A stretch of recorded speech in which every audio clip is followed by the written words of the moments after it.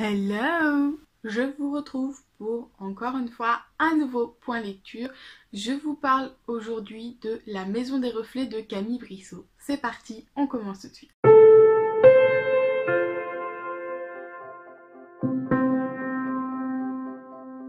À l'heure où je vous tourne cette vidéo, ma dernière lecture est La Maison des Reflets de Camille Brissot.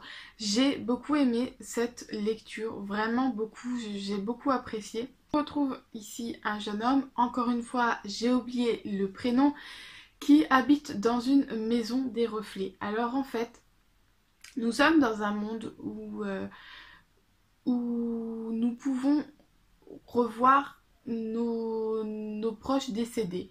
Voilà, alors en fait c'est une famille, enfin il y en a plusieurs, mais là on va suivre un papa qui a repris les rênes de l'entreprise de son propre père. Donc cette entreprise crée des reflets, donc c'est-à-dire les personnes qui sont décédées, ils vont les refaire numériquement, on va dire, sous forme de reflets un peu. J'ai imaginé ça un peu comme des fantômes. Mais ils ne vont pas juste montrer l'image, c'est-à-dire que ça va être de vraies interactions qui vont pouvoir se passer entre le reflet et les humains. Voilà, la personnalité, l'apparence, tout est reconstruit pour faire comme si il était vrai entre guillemets. Et donc les personnes qui ont choisi de faire cela avec leurs proches décédés peuvent venir tous les jours dans la journée dans cette maison. Ils ont des genres de lentilles qui leur permettent de voir les reflets et ils vont pouvoir continuer à discuter avec leurs proches.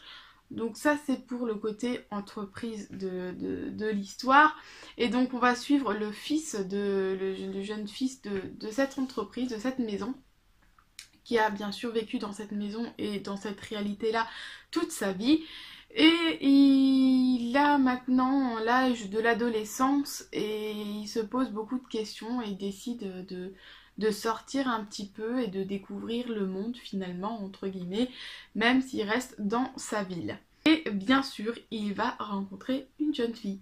Je sais pas vous dire pourquoi, je n'ai pas d'explication, mais j'ai vraiment beaucoup apprécié ce livre et ma lecture. J'ai beaucoup aimé l'histoire, j'ai beaucoup aimé la maison en elle-même parce qu'elle est vraiment vivante. Il y a les décors qui peuvent changer, on peut choisir, on va dans une salle et on peut choisir le décor qu'on veut et c'est un vrai décor. Je me suis imaginé ça d'une manière très extraordinaire et donc on a vraiment l'impression que cette maison est vivante, qu'elle a une âme finalement, et ça c'est vraiment ce que j'ai apprécié parce qu'on a l'impression, comme je le dis souvent, que c'est un personnage à part entière. En revanche, ce que j'ai un peu moins aimé dans ce livre, c'est le côté prévisible. Il y a beaucoup de choses que j'avais compris et que je me doutais qu'il allait se passer. Donc c'est un petit peu dommage. Après, ça ne m'a pas non plus dérangé dans l'appréciation de ce livre. Alors mon personnage préféré dans cette histoire, ce n'est pas le personnage principal, mais c'est Madame Elia qui est la nourrice, la gouvernante du jeune fils.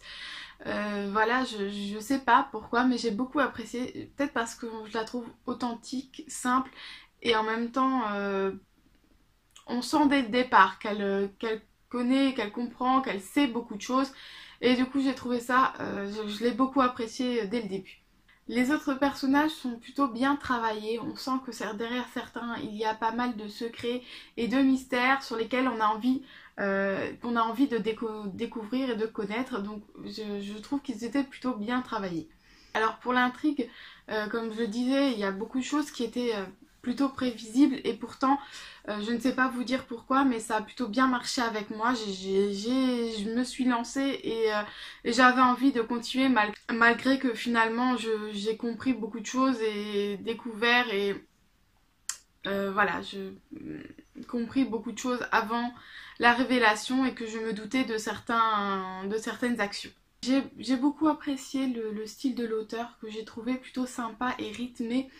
Les actions ne sont pas des grands trucs de fou, mais je trouve qu'il y a un rythme dans ce récit. Voilà, il y a des lettres, il y a un peu de description, un petit peu d'action. J'ai trouvé que c'était un très beau mélange et Et l'autrice, l'auteur, je ne sais jamais, m'a vraiment emportée avec elle dans cette maison surtout et m'a fait rêver un petit peu, m'a fait imaginer beaucoup de choses et j'ai vraiment apprécié ça. Voilà, comme je vous disais, je ne sais pas exactement vous dire ce qui a fait que j'ai vraiment accroché à ce livre, mais je l'ai plutôt bien apprécié et je pense, je ne veux pas m'avancer, mais je pense qu'il fera partie de ma sélection du PLIB. Je vous en dirai un peu plus dès que j'aurai fait mon choix. Bref, je crois que c'est tout pour le moment. J'ai donc fini. Je vous souhaite de bonnes lectures et je vous dis à la prochaine. Bye!